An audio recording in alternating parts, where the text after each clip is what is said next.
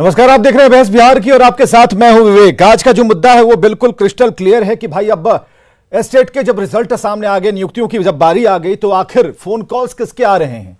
तो कुछ ग्राफिक्स के जरिए हम आपको समझाने की कोशिश करते हैं कि क्या सवाल खड़े हो रहे हैं, ये मामला क्या है, और इसके बाद ये कि कैसे परीक्षा हुई है, इस बारे में भी हम आपको जानकारी देंगे। इसके साथ हमारे साथ मेहमान होंगे, कांग्रेस से कुंतल कृष्णा जी होंगे, जेडीयू से निखिल मंडल जी हैं और टीटी प्रवक्ता अश्विनी पांडे भी हमारे साथ मौजूद हैं, जो कि संघ से जुड़े हुए हैं। तीनों का बहुत बहुत स्वागत करते हैं सबसे पहले वो ग्राफिक्स के जरिए हम दिखाने की कोशिश करते हैं कि आखिर ये मामला कैसे कैसे आगे बढ़ा है। तो सबसे पहले चलिए हम अभी सीधे जुड़ते हैं अपने मेहमानों से और उनसे ही बात करते हैं। अश्विनी जी, आप हमें सुन पा रहे हैं? अश्विनी पांडे जी, आप हमें सुन पा रहे हैं? जी अश्विनी पांडे जी, सीधा सवाल है, एक सवाल बिल्कुल जायज है, ठीक है। अभी ये कहा जा रहा है कि सारी कुछ चीजें अच्छी हो गई, फिर आप लोगों ने कहा कि यहां तो झुंझुना पकड़ा दिया गया, फिर यह कहा जा रहा है कि अब फोन कॉल्स भी आने शुरू हो गए हैं। तो ये क्या कुछ पीछे रैकेट चल रहा है? क्योंकि आज से पहले ये कैसे कैसे परीक्षाएं कैसे कैसे ली गई? अब आपको पता है, पिछले डिबेट में भी मैंने इस मुद्दे को उठाया था कि कैंडिडेट्स के पास कॉल आ रहे हैं, परीक्षा से पहले भी आते थे, सारा कॉन्फिडेंशियल डेटा लीक हो चुका था, लोगों का पर्सनल आधार कार्ड, मोबाइल नंबर, उनका माँ बाप का नाम, कितना नंबर आ रहा है, ये सारी चीजें पहले ही आउट हो चुकी थी। और उसके बाद जब से ये रिजल्ट आया है 21 जून के बाद से, जब से ये मेरिट लिस्ट का विवाद शुरू हुआ है, उसके बाद से जब से न्यूज 18 ने इस मुद्दे को उठाया, हम सब ने मिलकर इस मुद्दे को जब उठाया, तो शिक्षा मंत्री जी और शिक्षा विभाग बैकफुट पे आकर के और उन लोगों ने कहा कि सारे लोग, जो हम लोगों ने अंदेशा जाहिर किया था कि ऐसा ना हो कि लाइफ टाइम का झुंझुना पकड़ा दिया जाए जिससे कैंडिडेट्स को लॉस हो, तो यही हुआ। लाइफ टाइम वैलिडिटी का झुंझुना पकड़ा दिया गया। जब 60 से कम लोग क्वालिफाई थे तो सबकी नौकरी पक्की होनी। चलिए ठीक है, हम बात करते रहेंगे। संजय से भी हम जरा जुड़ेंगे, हमारे सहयोगी भी जुड़े हुए हैं जिन्होंने पूरी रिपोर्टिंग की है खंगाला इस सब्जेक्ट को, जरा उनसे भी जानते हैं। 3 से 4 कॉल ऐसे हैं और खासकर उन नंबरों पर जो हमें उपलब्ध कराया गया, खुद मैंने बात की तो संजय ये हमने पाया, क्योंकि आज जब हमने उसी नंबर पर यह देखने के लिए कॉल किया कि सही में बात क्या है, तो साफ तौर पर मुझे भी कहा गया कि आप अपना एडमिट कार्ड भेजिए, काम हो जाएगा। हमने कहा कि 4 से 5 लड़के हैं, तो काम हो जाएगा। तो उन्होंने कहा कि नहीं, निश्चिंत होकर के भेजिए, कहीं कोई दिक्कत नहीं है। संजय, जरा इस पर एक पारखी नजर हमें जरा देकर बताइए। देखिए, बिल्कुल विवेक, और ये कोई मामला आज का नहीं है, ये पहला मसला नहीं है। जब टीईटी एसटी का एग्जाम हुआ और उसके बाद वो मेरिट लिस्ट में नाम इंक्लूड करने के लिए पैसे की बात करें कि पैसे दीजिए और फिर आपको मेरिट लिस्ट में शामिल कर लिया जाएगा। इसके पहले भी हम लोगों ने लगातार कई खबरें दिखाई हैं, चाहे वो मैट्रिक का एग्जाम हो, इंटर का एग्जाम हो, उस समय भी इस तरह के गैंग जो हैं वो काफी एक्टिव रहते हैं और जो कैंडिडेट्स होते हैं उनको बजाता वो फोन करते हैं, उनसे पैसे की डिमांड करते हैं और कहते हैं कि आप पैसे दीजिए तो आपको इतने नंबर दे दिए जाएंगे। और सबसे बड़ी बात और सबसे महत्वपूर्ण बात यह है कि जो कॉन्फिडेंशियल डेटा होता है वो इनके पास होता है, ये जो गैंग के लोग होते हैं उनके पास डेटा होता है। और कई बार तो हमने खबर चलाई थी कि जो नंबर वो सेव करते हैं उसमें वो ट्रू कॉलर में आप देखेंगे कि बिहार बोर्ड के किसी एम्प्लॉय के रूप में उनका नंबर आता है, लेकिन हकीकत में जब उसकी जांच की जाती है तो ये बिहार बोर्ड के एम्प्लॉय नहीं पाए जाते हैं, ये निश्चित तौर पर किसी गैंग से रिलेटेड होता है। लेकिन सबसे बड़ा सवाल यही है कि जो कॉन्फिडेंशियल डेटा होता है ये इनके पास कैसे चलाता है। कहीं ना कहीं बिहार बोर्ड की जो खामियां हैं, देखिए बिहार बोर्ड, अगर आप टीईटी एसटी का एग्जाम हुआ है, इसने इसके बाद इसको बेल्ट्रॉन को दिया, बेल्ट्रॉन ने किसी और को दिया, और उसके बाद जो कॉन्फिडेंशियल डाटा है वो परीक्षार्थियों को बताया जा रहा है कि आपका मेरे पास है। चलिए, इसकी बात तो समझ में आती है, लेकिन मैट्रिक और इंटर का जो एग्जाम होता है वो सारा कुछ बिहार बोर्ड द्वारा संपन्न करवाया जाता है, तो उस समय कॉन्फिडेंशियल डाटा जो वो कैसे सामने चला आता है? तो कई लूप होल है और इसको दुरुस्त करना बहुत जरूरी है। जी विवेक, हाँ बिल्कुल सही आपने कहा। कुंतल कृष्ण भी इस वक्त हमारे साथ हैं, उनसे भी जरा बात करते हैं। लेकिन जरूरी यह है कि जेडीयू प्रवक्ताओं से भी जाना जाए कि सरकार ने, अगर बोर्ड ने अगर कह दिया भाई निखिल मंडल जी कि आप एक परीक्षा लें, बेल्ट्रॉन के पास अभी उतना बड़ा इंफ्रास्ट्रक्चर नहीं है, उसने किसी एक कंपनी को हायर कर लिया, उसे दे दिया, लेकिन जो डेटा की चोरी है ये क्यों हो रही है? क्योंकि पहली बार नहीं हुई है, इस बार इसलिए हम कर रहे हैं क्योंकि हमारे मोबाइल पर 3 से 4 कॉल ऐसे आए और उन नंबरों के सत्यापन के लिए हमने कॉल लगाया, तो ये बातें स्पष्ट हुई, उसमें एकदम बिल्कुल क्लियर हुआ कि कोई ना कोई व्यक्ति, कोई ना कोई एक ऐसा गिरोह है जो सक्रिय है, जो चाहता है बदनाम करने के लिए। फिर एक सवाल यह होता है कि हमने जब बैकफुट पर खेलना शुरू किया तभी तो गेंद विकेट को लगी, यानी कहीं ना कहीं गलती भीतर खाने में है। हमें जरा ये बताइए, आप तक ये बातें कैसे पहुंच रही हैं और सरकार के पास क्या जवाब है इसका? विवेक जी, सबसे पहले तो आपके रिपोर्टर संजय जी ने जो रिपोर्टिंग की उसकी आवाज हम तक नहीं पहुंची, तो मैं बहुत कुछ स्पष्ट तौर पे नहीं कह पाऊंगा कि उन्होंने क्या क्या सवाल उठाए। लेकिन जो सवाल विवेक जी आप उठा रहे हैं, तो निश्चित रूप से जिस तरह से आपने भी अपने लाइन में यूज किया क्रिस्टल क्लियर, निश्चित रूप से क्रिस्टल क्लियर तरीके से बिहार राज्य सरकार ने शिक्षा विभाग ने आदरणीय शिक्षा मंत्री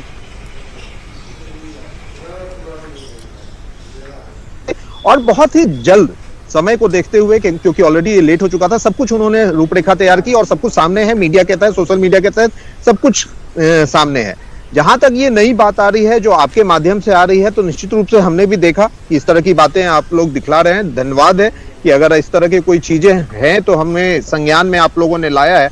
लेकिन मैं जरूर ये कह सकता हूं कि हमने इस तरह की, क्योंकि आपने जो पूर्व कहा कि पूर्व में भी इस तरह की चीजें हो रखी है, तो उसको देखते हुए हमने भी बहुत सारी तैयारी कर रखी है। लेकिन कई बार ऐसा होता है कि पुराने ट्रैक रिकॉर्ड या कुछ ऐसे लोग होते हैं जो इसी में खेल जाते हैं, मतलब कि होना कुछ नहीं है, लेकिन कुछ ठग प्रवृत्ति के लोग, घोटाले प्रवृत्ति के लोग इस तरह के होते हैं जो मार्केट में पैसे उठाते हैं। लेकिन बड़ा सवाल निखिल मंडल जी ये है कि डेटा अगर चोरी हो जाए, अगर मैं कैंडिडेट हूं, मेरा आधार कार्ड उस फ्रॉड को पता है, मेरा मोबाइल नंबर उसे पता है, एक दो नहीं कई ऐसे अभ्यर्थी हैं, तो आखिर ये हो कैसे जा रहा है? क्या जो बोर्ड है वो ठीक तरीके से इसकी मॉनिटरिंग नहीं कर पाया, ये कमी आप मान रहे हैं? नहीं, मैंने क्या कहा कि जो आपने संज्ञान में लाया है, निश्चित रूप से ये जांच का विषय है। जांच के उपरांत ही पता चलेगा कि आखिर ये कैसे हुआ, और हुआ अगर कुछ लोग ऐसे मिलेंगे तो निश्चित रूप से उस पर कार्रवाई होगी, उसमें कहीं भी संदेह नहीं है। लेकिन मैं जरूर कहूंगा कि कई बार ये देखा गया है कि इस तरह की चीजें आती है, लेकिन कोई उसमें बड़ा कोई सच्चाई आपको नजर नहीं आएगी। वो ऐसे लोग होते हैं, अभी तक मनी फ्रॉड की बात होती थी, जामताड़ा की बात होती थी, लेकिन ये अब इसमें भी फ्रॉडगिरी शुरू हो गई। जो धंधेबाज है, जो इस तरह के जालसाज है, वो लगातार बदनाम करने की कोशिश कर रहे हैं। अगर हमारे अंदर कमी होगी तभी तो वो चढ़ बैठेंगे, और हो कुछ ऐसा ही रहा है, क्योंकि इसका सत्यापन खुद मैंने किया है, इसलिए हम बता रहे हैं कि उन फोन कॉल्स के जरिए साफ तौर पर कहा जाता है कि कितने भी स्टूडेंट हो, यकीन मानिए उनका हो जाएगा, कहीं कोई दिक्कत नहीं है। कुंतल कृष्णा जी। विवेक जी, 25 जून को आप ही के टेलीविजन चैनल पे हुई बहस में सरकार ने बड़े साहित्यिक शब्दों में कहा कि साहब ये तो छोटी मोटी अनियमितता है, गलती है। उसी दिन आपके टेलीविजन चैनल पे ही मैंने कहा था कि ये बहुत बड़ा घोटाला है, ये सरकार के अफसरों द्वारा किया गया बहुत बड़ा घोटाला है। और आज टेलीफोन कॉल्स की बात नहीं है, आपके टेलीविजन चैनल के रिकॉर्ड बता रहे हैं कि उस दिन भी एक अभ्यर्थी ने कहा था कि रिजल्ट आने के पहले हमें फोन आ रहे थे। विवेक जी, मैंने उस दिन भी कहा था, आज भी कह रहा हूं, बिहार सरकार के अधिकारियों द्वारा किया गया एक और बड़ा घोटाला है ये एसटीईटी यहां पे। और आपकी अपनी एजेंसी है, सरकार कह रही है कि साहब डेटा लीक हो गया। कैसे शासन की बात आप कर रहे हैं? किस जगह आप लेके चले गए हैं सरकार को और शासन को? किन अधिकारियों ने वो डेटा लीक किया? किस इंसान ने डेटा लीक किया? साहब, हजारों के भविष्य का सवाल है और लाखों की उम्मीद का सवाल है। आप इस बात को क्यों नहीं समझ रहे हैं? बिहार की सरकार इस बात को माने कि एक बहुत बड़ा घोटाला हुआ है, और आज मैं बिहार सरकार से मांग करता हूं कि तुरंत एक स्पेशल इन्वेस्टिगेशन टीम बनाए और टाइम फ्रेम बताए कि इतने दिनों में हम इस घोटाले की जांच कर बताएंगे। बार बार यह बात कही जा रही है कि साहब पैसों के लिए फोन आ रहा है, रिजल्ट आने से पहले पैसों के लिए फोन आना शुरू हो गया। आप कहते हैं कि किसी आउटसोर्सिंग एजेंसी ने लीक कर दिया डेटा। किसकी आउटसोर्सिंग एजेंसी थी? आप ही की आउटसोर्सिंग एजेंसी थी? किसी और की आउटसोर्सिंग एजेंसी थी? आप क्यों नहीं इस बात को कहते हैं कि आपके बोर्ड ने ये घोटाला किया है? निखिल मंडल, वही घोटाला बोर्ड है जो मंडल जी बहुत बड़ा आरोप है आया है। देखिए, सबसे पहले तो विवेक जी, जो आपने रिपोर्ट दिखलाई या जो आप कह रहे हैं डाटा लीक हुई है, तो उस पर हमने स्पष्ट रूप से कहा कि ऐसी कोई बात होगी तो हम उस पर काम कर रहे हैं, और सामने जो भी तथ्य होंगे वो आपके सामने होंगे। जहां तक कांग्रेस या विपक्ष के आरोप हैं, तो अब आरोप लगाने वाले के इतिहास को मैं बहुत नहीं खंगालूंगा, लेकिन इतना जरूर कहूंगा जो ये घोटाले की बात कर रहे हैं तो 2G 3G दामाद जी लारा चारा नहीं, उस पर नहीं जाएंगे। देखिए, बिहार की बदनामी हो रही है, सरकार खुद स्टेट का अगर नाम गिरेगा तो सवाल उठेंगे। और अगर इस तरह की चीजें आ रही है तो हम उस पर कार्रवाई करते हैं और कार्रवाई के तहत वो तो डेट पूछ रहे हैं ना, लेकिन कहीं से भी हमारी मंशा ऐसी कोई नहीं तारीख है होगी इसकी, कब जांच होगी या सरकार इस पर क्या संज्ञान ले भी रही है या सुन रही है? नहीं, निश्चित रूप से आप लोगों ने तमाम चीजें दिखलाई है। जब भी आप भी देखे हैं कि न्यूज 18 हो या कोई भी न्यूज चैनल के तहत कोई भी जानकारी इस तरह की आती है, या कई बार आप लोगों ने स्टिंग ऑपरेशन के तहत बहुत सी चीजें दिखलाई है, तो क्या सरकार ने कार्रवाई नहीं की है? आप खुद याद कीजिए कि कई दफे हम लोगों ने ये किया है कि आप लोग। चलिए संजय सर हमें बताइए, संजय हमें जरा बताइए, इससे पहले भी जिस बेल्ट्रॉन की बात हम कर रहे हैं, आखिर ऐसा क्या हो जा रहा है? हमेशा संसाधनों का रोना और किसी ऐसी एजेंसी को देना और वहां से डेटा गायब हो जाना। संजय हमें जरा बताइए, क्योंकि निखिल मंडल ये कह रहे हैं कि कार्रवाई बहुत हुई है, कब कब कार्रवाई हुई, जरा इसका एक डेटा मौखिक तौर पर जरा बताइए।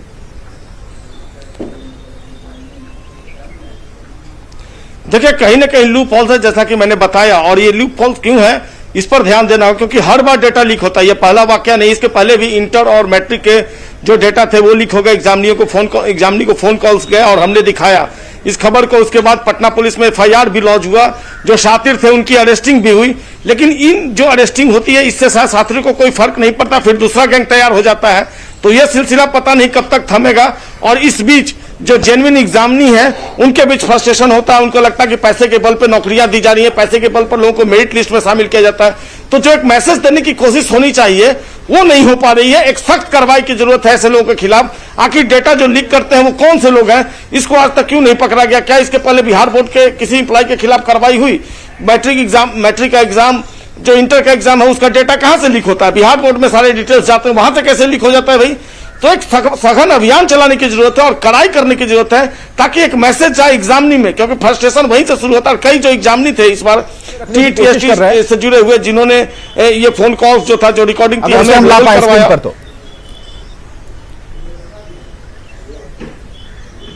तो क्या बातचीत हुई, कैसे फोन कॉल्स आते हैं और कैसे फ्रॉड बात करता है, ये पूरी बातचीत है। उसका एक छोटा सा अंश हम जरूर दिखाना चाहेंगे, सुनाना चाहेंगे।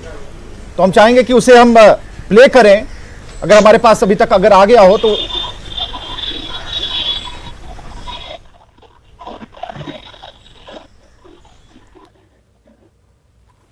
चलिए, एक ट्रांसक्रिप्शन हमने बनाने की कोशिश की है कि क्या बातचीत हुई, तो इसे हम जरा हटाते हैं स्क्रीन से और हम बात करते हैं जरा अश्विनी बाबू से। अश्विनी पांडे जी, जरा ये बताइए, अभी तक कितने कॉल्स आए हैं? 4 से 5 तो अब आपने हमें ही भेज दिए हैं, और कितने कॉल्स आ रहे हैं जिसमें खुले तौर पर बताया जा रहा है कि मैं बेल्ट्रॉन से बोल रहा हूं? बहुत सारे कॉल्स आ रहे हैं बेल्ट्रॉन के नाम पे, BSCB के नाम पे। लगभग जितने कैंडिडेट्स जो हैं क्वालिफाई हैं बट मेरिट लिस्ट से बाहर हैं, वैसे लोगों को कॉल आ रहा है कि सेकंड मेरिट लिस्ट बनने वाला है, बिहार सरकार सेकंड मेरिट लिस्ट बनाने वाली है, और आप लोग चाहते हैं कि मेरिट लिस्ट में आना चाहते हैं तो आप लोग पेमेंट करिए। किसी से 60,000, किसी से 80,000, किसी से 1 लाख, किसी से 2 लाख, अलग अलग अमाउंट मांगे जा रहे हैं। और बहुत सारे कैंडिडेट्स इस चक्कर में पढ़ भी सकते हैं। रीजन ये है कि एकदम एक्यूरेट डेटा दिया जा रहा है, जो एकदम कॉन्फिडेंशियल होना चाहिए, उनका डेट ऑफ बर्थ, उनका आधार नंबर, उनके माता पिता का नाम, तो ये सारी चीजें हैं। और ऐसे ऐसे और हम लोगों में फ्रस्ट्रेशन बढ़ता जा रहा है। आपको उस दिन भी मैंने बताया था कि बहुत हम लोग परेशान हैं, सीट से कम लोग क्वालिफाई किए हैं, मात्र 15.5% लोग क्वालिफाई किए हैं। और शिक्षा मंत्री जी, अपर मुख्य सचिव महोदय ने कहा था कि सबकी नौकरी पक्की होगी, उसके बाद ये ऐसा माजरा सामने आ रहा है। हम लोग नौकरी के इंतजार में बैठे थे, हम लोग को लाइफ टाइम वैलिडिटी का ये झुंझुना पकड़ाया जा रहा है। बताइए, अगर उसमें भी ये शर्त है कि अगर आपका उम्र बचा रहा तो इसमें कैंडिडेट्स की क्या गलती है? माननीय शिक्षा मंत्री जी से और माननीय अपर मुख्य सचिव जी, मुख्यमंत्री महोदय, सब लोगों से अनुरोध है कि हम अभ्यर्थियों की कोई गलती नहीं है, हम लोग पढ़ लिख के अपना ये एग्जाम क्वालिफाई किए हैं, तो सबकी नौकरी पक्की हो। जो प्रेस कॉन्फ्रेंस में कही गई, सीट से कम लोग क्वालिफाई हैं तो सबकी नौकरी पक्की की जाए, न कि हम लोगों की लाइफ टाइम वैलिडिटी दी जाए हम लोगों को। चलिए, कई सवाल है, वो लाइफ टाइम वाला कूपन नहीं चाहिए, लेकिन अगर ये सब हो रहा है तो क्या आप मानते हैं कि इसके पीछे भी कुछ एक बड़ी साजिश चल रही है? ऐसा भी तो हो सकता है कि बिहार स्कूल एग्जामिनेशन बोर्ड को बदनाम करने के लिए ऐसा किया जा रहा हो। नहीं, बिहार विद्यालय परीक्षा समिति को अगर बदनाम करने के लिए कोई करेगा तो इतना जो कैंडिडेट फॉर्म भरते हैं उनके सर्वर से ही ना डाटा लीक हो रहा है, तो कहीं ना कहीं उनका जो ये सिक्योरिटी सिस्टम है वो कमजोर है। तो हम लोग जो आम लोग हैं, नॉर्मल लोग हैं, हम लोग क्या समझेंगे कि निखिल मंडल जी, लीक डेटा अगर लीक होता है तो जिम्मेदारी किसकी?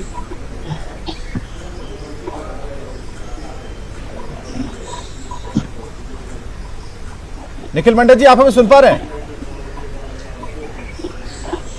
शायद जी सुन रहा हूं। हाँ, अगर डेटा लीक हुआ तो इसकी जिम्मेदारी किसकी?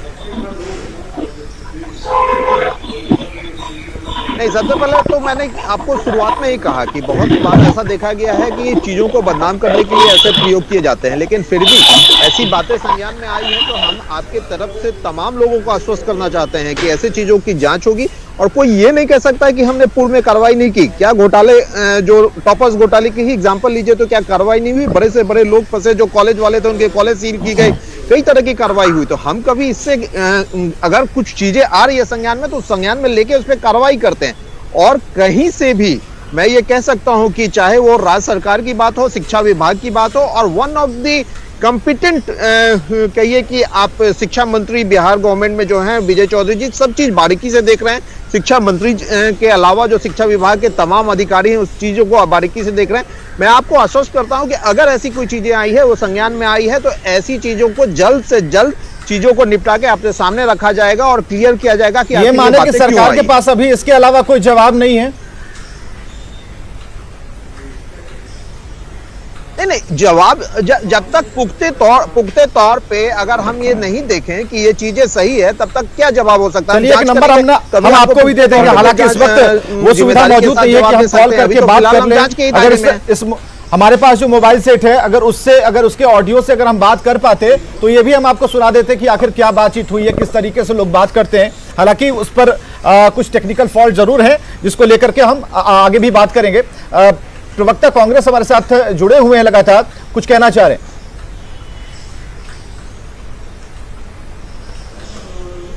विवेक जी, सबसे पहले तो मैं सत्ता पक्ष के अपने साथियों को यह कहना चाहूंगा कि इतनी महत्वपूर्ण बात को हंसी में ना उड़ाया करें। आपकी एक छोटी सी हंसी पूरे देश में और पूरी दुनिया में बिहार की किरकिरी कराती है। दूसरी बात कि ये जो घोटाला है और ये जो डीएसईबी और ये जो बीएसईबी घोटाला है, ये मैं बार बार कह रहा हूं कि सरकार का प्रायोजित घोटाला है। मैं फिर से कह रहा हूं कि बिहार स्कूल एग्जामिनेशन बोर्ड में बार बार ये चीजें होती हैं और ये सरकार में रसूख रखने वाले बड़े रसूखदार लोगों के पेट्रोनेज पे होती हैं। मैं ये आरोप लगाता हूं बिहार सरकार पे कि सरकार के बड़े रसूखदार लोगों के पेट्रोनेज पे होने वाले इस तरह के घोटालों की वो जांच करवाए, वो एक स्पेशल इन्वेस्टिगेशन टीम गठित करे।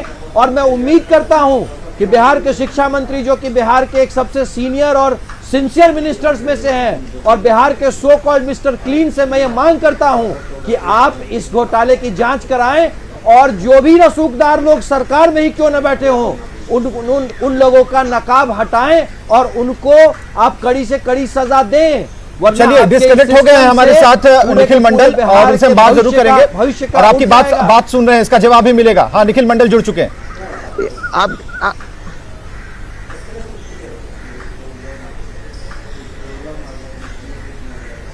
अपनी बात पूरी करें कुंतल कृष्ण जी। विवेक जी, मैं ये बात कह रहा हूं कि साहब, मैं बिहार सरकार पे यह आरोप लगाता हूं कि उनके सिस्टम के में बैठे बड़े रसूखदार लोगों के पेट्रोनेज पे ये घोटाला हो रहा है। और मैं उम्मीद करता हूं बिहार सरकार और बिहार के मिस्टर क्लीन से कि हमें जल्दी से जल्द इस बात की जांच करवा के रिजल्ट दें। सिर्फ वायदे और साहित्यिक भाषा से बिहार के भविष्य का उन पे विश्वास उठ जाएगा। ये बात सिर्फ और सिर्फ निखिल मंडल जी, आप भी स्क्रीन पर हैं। ये बात बिहार के भविष्य की है और बिहार के भविष्य से खिलवाड़ करने की आपको हम छूट नहीं दे सकते हैं। आपकी साहित्यिक भाषा से बिहार का भविष्य आहत हो रहा है। निखिल मंडल जी, आप भी स्क्रीन पर हैं। ऊपर एक घोटाले का आरोप लग रहा है और आप इसकी जांच करवाएं।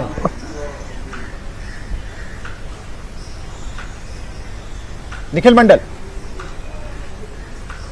विवेक जी, सरकार के पास कोई जवाब नहीं है। चलिए, हम तो एक छोटी सी बात कह रहे ठीक हैं है, कि आप समय बताएं। ये सवाल किस हेलो हाँ जी, आप भी स्क्रीन पर थे और कुंतल कृष्ण, दोनों आदमी को इसलिए हमने दोनों पार्टियों को रखा सामने ताकि ये जो जवाब है, कुंतल कृष्ण का यह कहना है कि इस पर ठोस कार्रवाई होनी चाहिए, लेकिन साहित्यिक भाषण इस पर नहीं होना चाहिए क्योंकि इस पर भविष्य किसी न किसी का टिका हुआ है। हमें जरा ये बताइए, अगर इस तरह के फोन कॉल्स आ रहे हैं, अभी तक तो सुन रहे थे कि रुपयों पैसों के लिए, एटीएम के नंबर्स के लिए आते थे, अब तो ये आ रहे हैं कि भाई 20,000 जमा कीजिए, रिजल्ट आपके हाथ में होगा, आप बोर्ड की साइट पर देख लीजिए और देखने के बाद आप फिर से हमें 60,000 रुपया दे दीजिएगा। अब तो बात यहां तक आकर रुक गई है, जब अभ्यर्थी ये पूछता है कि भाई ये होगा कैसे क्योंकि रिजल्ट तो सामने आ गया, तो ये कहा जाता है कि अभी उतना नहीं आया है जितना आना चाहिए, कुछ है बचा हुआ, और हम बोर्ड ऑफिस से बोल रहे हैं। आप समझ रहे हैं कि कई लोग अपने नाम लेकर बात कर रहे हैं। निखिल मंडल, नहीं, मैं कह रहा हूं ना, जब सारी चीज रिजल्ट आ चुका है, प्रकाशित हो चुका है, सब चीज क्लियर है, तो कई फ्रॉड टाइप के लोग इस तरह के काम करते हैं। लेकिन मैंने कब कहा कि आपकी चीजों का संज्ञान नहीं ले रहे हैं, लेकिन आप घोटाले के आरोप लगा दें, किस साक्ष्य और किस आधार पे आप घोटाले के आरोप लगा सकते हैं? जो हमारे कांग्रेस के साथी हैं बैठे हुए हैं यहाँ पे, घोटाले का पर्दाफाश करने के लिए, बिग ब्रेकिंग बनाने के चक्कर में जो कह रहे हैं, क्या उनके शब्दों से कोई मान लिया जाए कि वो घोटाला हुआ है? क्या आपके पास कोई साक्ष्य है, सबूत है? तो उसके नाम पे तो ये कुछ नहीं दिखला सकते। जहां तक ये, अगर ये मामला बनता भी है, अगर दिखता भी है, तो डाटा लीक की बात अगर आती है तो निश्चित रूप से आप लोग कहते हैं, मैंने कई बार शुरू से कह रहा हूं कि डाटा लीक के तहत अगर कोई बात आई है तो उसको लेकर के सरकार गंभीर है और उसके तहत कार्रवाई करेगी। लेकिन ओवरऑल पूरे पारदर्शिता के तहत इन चीजों को किया गया है, चाहे वो शिक्षा मंत्री जी के तहत हो, बिहार राज्य सरकार। हमारा काम था कि इस मसले को उठाया जाए, कुछ अलग ऐसे अभ्यर्थी हैं, कई ऐसे अभ्यर्थी हैं, उनकी सूची काफी लंबी है, उन्होंने कई बार ट्वीट किया, कई बार कहा कि इस मुद्दे को उठाना चाहिए, और न्यूज 18 ने इसे इसलिए उठाया ताकि सरकार जागे। अगर फोन कॉल्स कोई कर रहा है, अगर फोन कॉल्स आ रहे हैं, तो इस बात को समझिए कि भीतर खाने कुछ ना कुछ गड़बड़ है। बहुत बहुत शुक्रिया आप सभी लोगों का आने के लिए, अपनी बात रखने के लिए, लेकिन जरूरी है कि बिहार को, खासकर स्टेट को बदनाम करने के लिए इस तरह के काम नहीं होने चाहिए। और अगर सरकार को ये पता होता है या लोगों को ये पता होता है तो इस पर एक्शन ले लिया जाए, ताकि आगे से होने वाली परीक्षाओं में एक पारदर्शिता झलके, लोगों को भरोसा हो, खासकर उन अभ्यर्थियों को कि हम उस एग्जाम को दे रहे हैं उसके रिजल्ट में कहीं कोई गड़बड़ी नहीं होगी। और अगर कुछ ऐसा होता है तो फोन कॉल्स तो कम से कम नहीं आएंगे। खबरें लगातार जारी हैं।